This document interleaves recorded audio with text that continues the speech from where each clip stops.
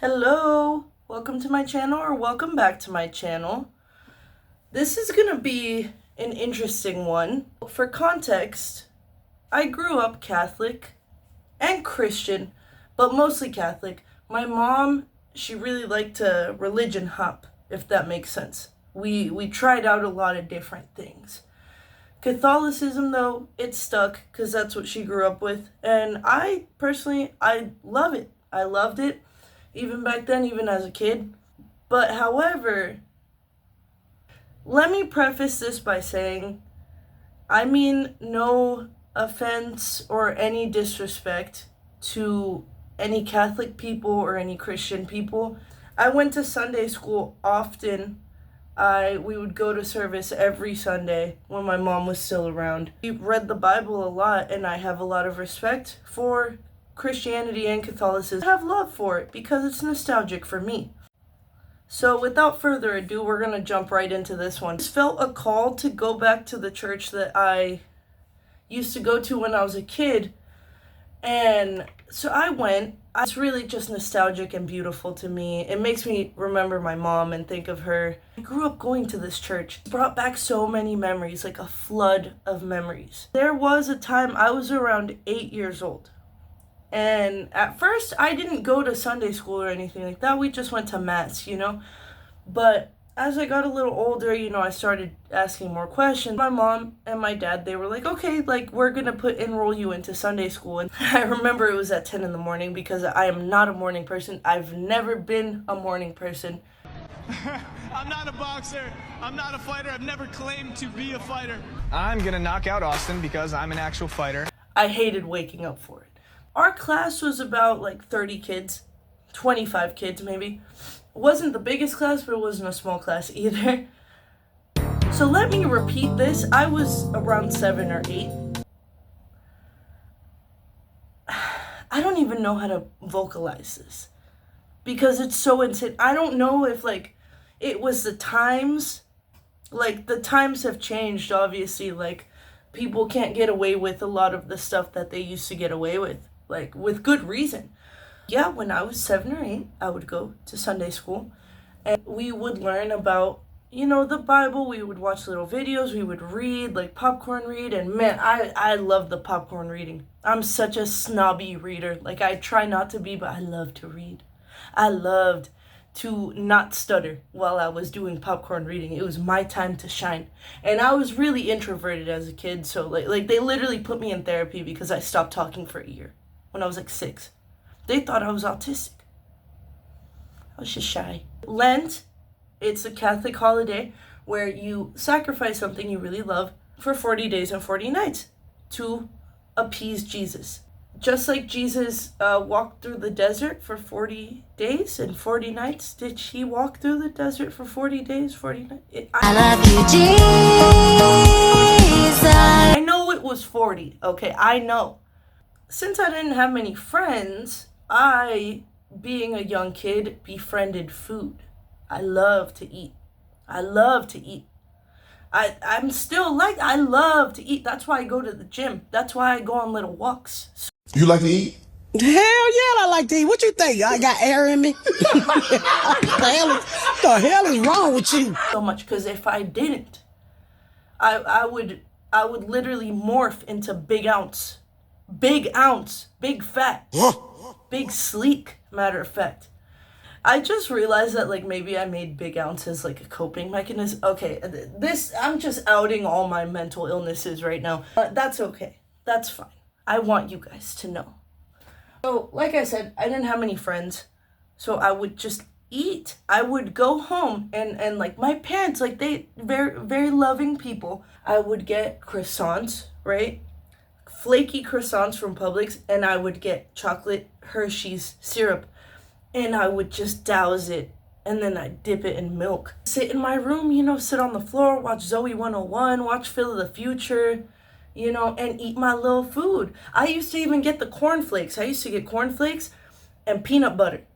And I used to scoop the peanut butter with the cornflakes. And I just munching away, I was happy until I was introduced to body dysmorphia. into fat shaming, I guess. Early on, because like my mom and dad, they were really nice to me. My mom, she would be like, oh, you know, chunky monkey, like sometimes, but I never took it like, oh, you're fat. Leave it to the nuns at the Catholic fucking school to give me an eating disorder. Okay, because so we're learning about Lent. 40 days, 40 nights, you got to give something up that you love. And what do I love as a fat little 7-year-old? Food. Chips. Hot chip. You know? Pan dulce. I'm going to stop my bullshit. I'm going to stop being fat for Jesus.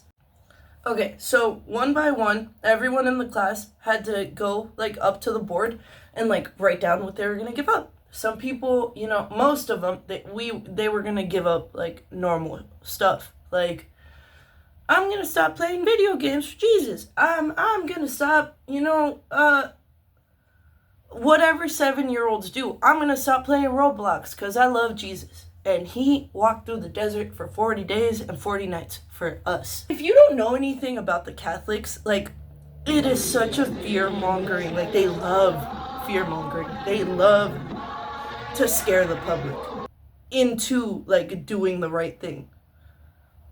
Which, in my opinion, that's, like, the killer of integrity. Like, if you feel like you have to do the right thing, like, behind closed doors, you're gonna, like, do horrible things. I don't. If you can't tell, this topic is very thought-provoking for me. It causes introspection, which nobody wants. But here you are. You knew what you signed up for. You know, like, 10 kids go before me, and then finally they're like, Luana, come up here, what are you gonna give up? And my little chunky ass, you know, with a smile on my face, because I love Jesus with my whole gut. Miss Nun, I'm gonna give up junk food. I need a sip of kratom, dude. This is, like, deep rooted. This is just something that happened to me. And going back to the Catholic Church the other day, it made me, all the memories flooded back, dude.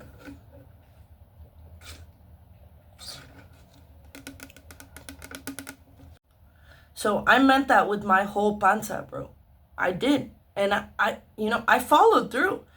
But I tell the nun, you know, and she looks me up and down, and she's like, well, yes. Well, yes, I'm so glad that you know what gluttony is. You could use it. Jesus will be so proud of you if you stop. Please stop this madness. What do you want from me? What do you want? Please! Mind you, I was in the front, like at the chalkboard or the whiteboard, in front of 30 of my peers. And the smile fades, you know, I'm like, what do you mean? What is gluttony? What's gluttony? And she makes me stand up there still. She has, like, her hand on my shoulder. She's like, hold your fat ass up. You finna see what gluttony is right now. She pulls up a whole PowerPoint slide with, like, Dante's Inferno level fucking, like, pictures of, like, you know, like the first ring of hell, the second ring of hell. There's 9 rings of hell. I'm already there. Take a look around. Okay, and the 5th one, which, like, the lower you go, the worse it is. Like, she was basically telling me, like, yes, when you're dead, you're gonna be looking up at us from a very warm place with your fat ass. Like, what's gluttony? What is that? She pulls up the slide. 5th ring of hell. So that was down there, bro. That was next to lust. That was next to hearsay, dude. I was like, no fucking way. No fucking way. If you keep eating, if you don't give up the food for Lent, you will go to the 5th ring of hell, and you're going to meet Satan. And Satan is going to sit down and cook you the most beautiful, mouth-watering feast that you've ever seen. Better than any buffet steakhouse chocolate croissant you've ever seen. And he's gonna sit you down and you're gonna have this beautiful feast before your eyes and you're gonna be starving. You're gonna be so hungry because you're fat. She didn't call me fat, like, but she was like, yeah. Like, you're gonna be hungry. You're gonna be so hungry. When you try to scoop the food up, the spoon is going to expand to the point where you like drop it or it doesn't fit in your mouth and you're gonna drop all the food. And you're going to live the rest of your eternity just trying to scoop this food because you're so hungry. And Satan is going to laugh at you. I think I'm Big Meech. Larry Hoover. He's going to laugh at you the whole time. I just wanted Jesus to like me, dude. Fuck. Okay, honestly, this was kind of funnier in my head. This is kind of messed up. I'm sorry. Yes, I followed through with Lent, to say the least. Isn't that crazy? Isn't that crazy? I've grown, I've healed, so like, I'm still eating. Big Ounce is still here. Big Ounce is good and well, alive and well, you know, and I will never get rid of Big Ounce again because that was unfair. Don't be greedy, but eat your food. It's okay. If you put on a little bit of weight, it's okay. You're beautiful and your tummy is happy, right? As long as you're not eating to the point of like, you know, you feel disgusting or you're just like eating horrible stuff all the time and you can't breathe and you don't feel good. Like, just eat your food. And this is a message to me and to you. And to the bitch ass hoe. Man, I want to know who that nun is. I don't remember her name. I remember her face.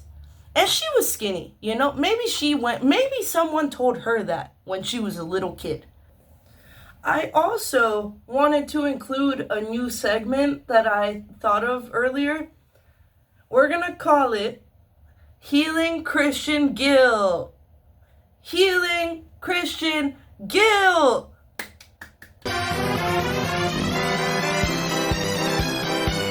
Long story short, they tell us that like there's a big mass in Hobe Sound, Florida. And if you are from Florida, you know about Hobe Sound. You don't want to go there. It was in the trenches, dude. The trenches. And it was one of the churches that like they start speaking in tongues and shit. And my mom's dramatic ass, she used to speak in tongues too. She used Scorpio ass mom. She would speak in tongues and my dad was just like there, like for emotionals. He was like, hell yeah, right on. Like All right, me too, girl. I love to eat too. It was our first time there. I had never seen these people. I only knew the two ladies that would come to the house and then like my parents. And I was younger then. I was like 6. You know, the preacher was this like fat dude. He's like screaming at everyone. Everyone's like falling over. Like people's grandmas were like throwing their, I almost said batons. They're walkers. They're throwing their walkers. Like, you know, speaking in tongues for Jesus, I guess, girl, go off, I guess. And I'm in a crowd of people, but I was a little fat girl. I guess I was easy to point out. The pastor, his grown ass, in his grown age, he points to me. There was like 50 motherfuckers crammed in that little room. Like, it was the size of like my room, like this and like a little bit more. He points me out, he's like, you. And like my mom, she walks me up to the guy, held my shoulders and she was like, go, Luana, go, be free. I go up and he starts like, he automatically puts his hand on my tummy. And remember, I'm 6. It's like, bro, you gonna release me to this preacher man? Like, he's screaming, I don't know what to do. And he starts like he puts his hand on my stomach and he starts fucking speaking in tongues.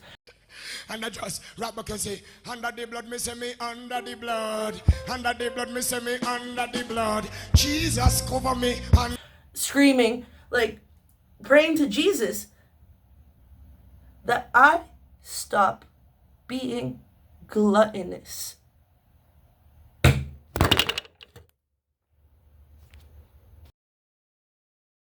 And he proceeds to stop speaking in tongues, and he pulls me and my parents aside after the whole debacle, after the public embarrassment of being pointed out of the crowd. There was so many people there. He didn't, why me? Why? He pulls us aside and he puts his hand on my stomach again, and he's like, you gotta stop her.